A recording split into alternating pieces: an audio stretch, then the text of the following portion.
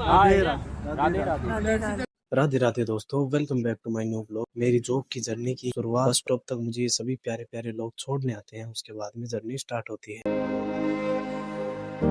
राधे राधे दोस्तों, welcome back to my new blog. Blog की शुरुआत अभी हो रही है बस से, क्योंकि आज मैं जा रहा हूँ चंडीगढ़। अभी देखो बस कुछ ऐसी है, यहाँ पर सामान वगैरह मैंने रख लिया है।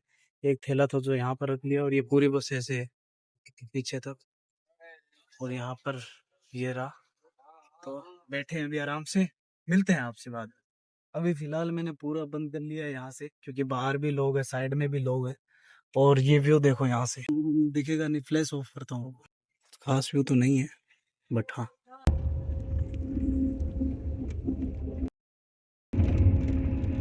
गुड मॉर्निंग गाइस, सभी पहुंच चुके हैं अम्बाला चंडीगढ़। थोड़ी देर में मेरी जो लोकेशन है वो आने वाली है, और बाहर का मौसम इतना प्यारा हो रखा है।